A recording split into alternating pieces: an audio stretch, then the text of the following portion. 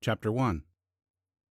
At first look, the town of Bradford was a motley gathering of different buildings and structures. The first building a traveler saw was Goldman's Saloon, and the doorway boasted a painted sign of fresh whiskey, hot food. The long bar inside nearly spanned the length of the room, with floor-to-ceiling shelves behind it, exhibiting a variety of bottles, glasses, and knickknacks. Bert Goldman grew up as a con man, petty thief, and talented hustler who knew how to brew alcoholic spirits. A big man of 6'4" with muscular arms and an axe handle, he kept the biggest saloon in town orderly and more of a meeting place than a drinking establishment. The locals were confident that Goldman's was the place to find out news and happenings, just by sitting for a spell in the wooden chairs on the wide boardwalk in front. Next to the saloon stood a gray, weathered wooden building with two small windows protected by close-set iron bars. Bruno Stenson built and sold guns from his weapons store, for the right price, of course. An arms dealer before the war, he had brought his gun-making equipment to the wilds of the Southwestern Territory and supplied anyone who could ante up the price. The smell of gun oil, steel shavings, and cold iron permeated the interior. A glass case of tiny to large blade knives, not suitable for kitchen use, caused many to stop and stare. 24 Sharps and Winchester rifles hung on the walls. If another war ever came, Stenson was ready. Directly across the dusty lane was the official town hall building. Mayor William Whatley maintained his desk and files there, and the public room had seen several shouting matches when the esteemed mayor could not come to a decision over a calf or a horse. Voted into office and given a modest salary, William Whatley had served 11 years with no opposition.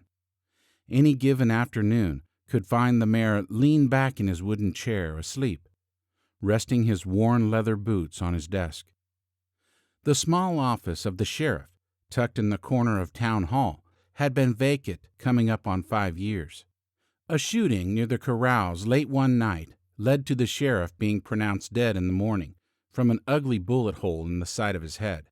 The mayor's efforts requesting a replacement from Santa Fe were met with silence. When Mayor Whately pressed the matter, he learned that there was no one to come keep the peace in Bradford. Court was up in Santa Fe, and nobody wanted to risk transporting some criminal alone on that trail. One jail cell door was closed, the chairs and benches in their proper place, and the duly gleaming silver badge rested silently under an upside-down clear glass bowl.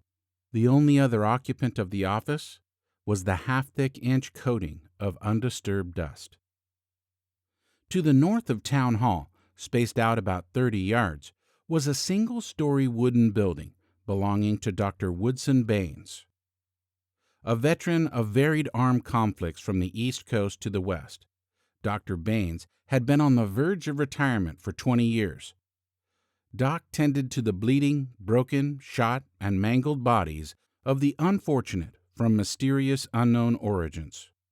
North of Doc Baines was the jaunty two-story whitewashed Hotel Bradford, which sat at a stately 90 degrees to the rest of the town.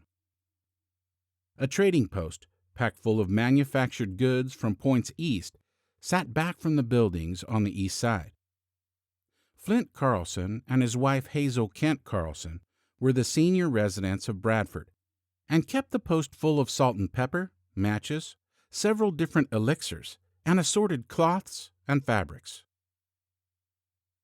Chick Miller's saloon sat like an old stone bear on the far north edge of town.